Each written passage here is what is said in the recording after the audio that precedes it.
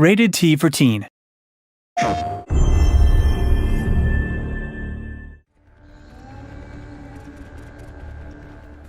Returnal is a third-person roguelike sci-fi shooter for the PlayStation 5.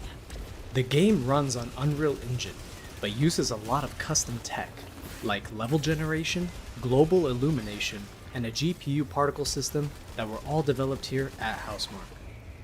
In this video, we'll have a closer look at our programmable particle system and how we used it to create some of the key VFX features for Returnal. This includes things such as some of the vegetation, character effects, like tentacles,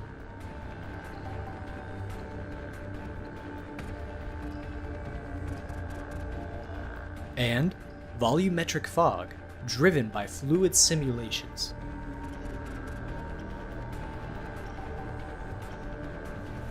Let's start off with character effects and tentacles in particular.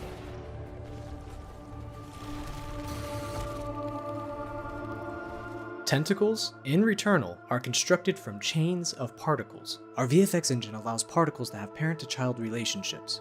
That means each child particle can read its parent's data, including its position. We're also allowed to write custom behavior per particle. Here we give the first couple of particles some velocity and tell the rest to follow them.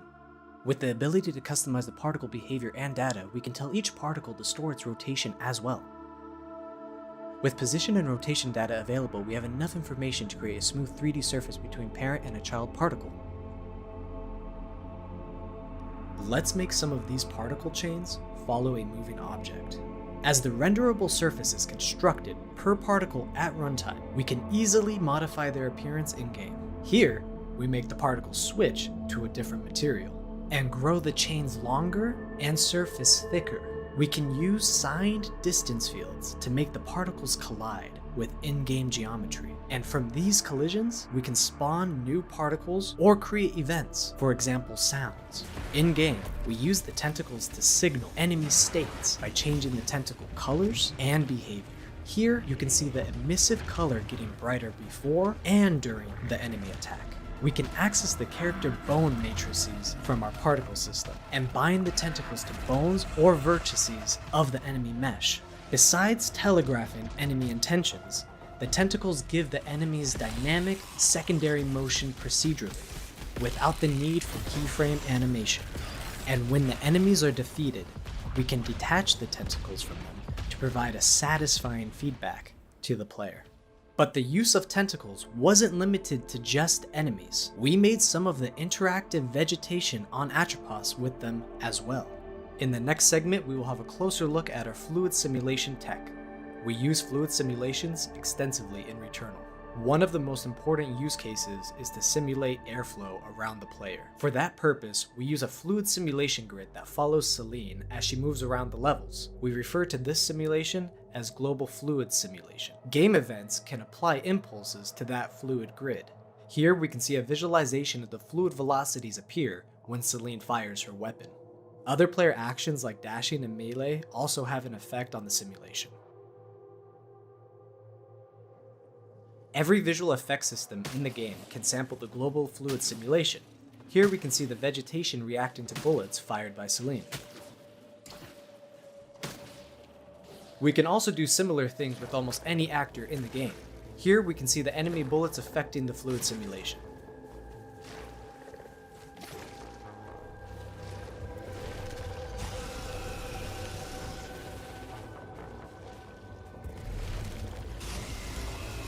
In Returnal, we use a lot of volumetric fog in our levels. The fog density can be affected with the global fluid simulation, making the fog more reactive.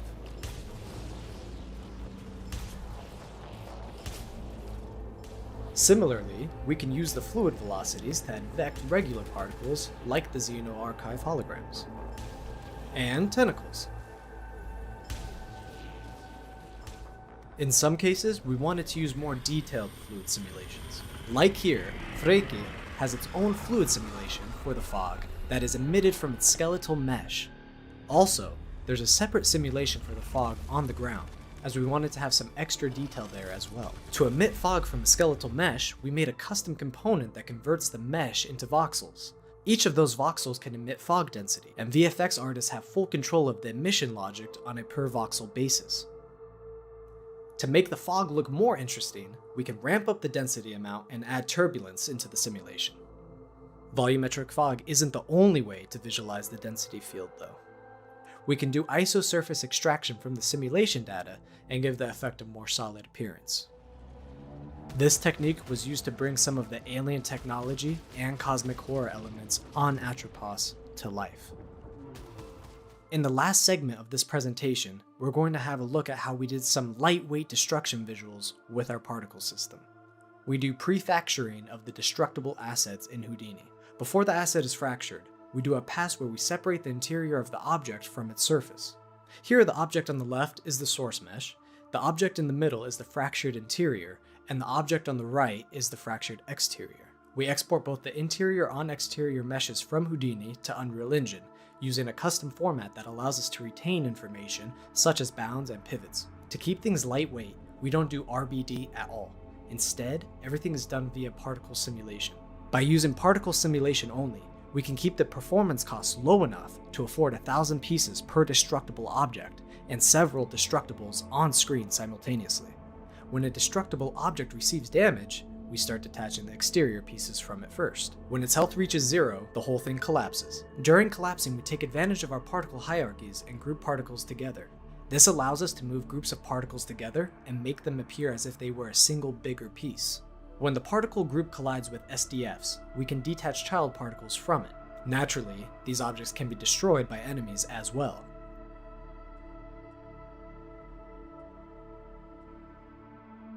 And we can use the tech to destroy some of our mechanical enemies.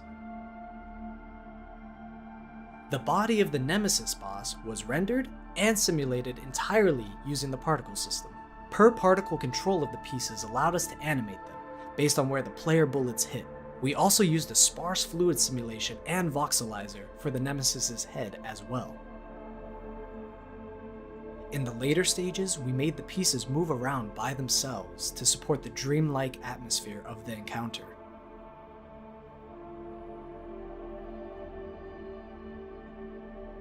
That concludes our visual effects breakdown of Returnal. We hope you enjoyed it, and thank you for watching.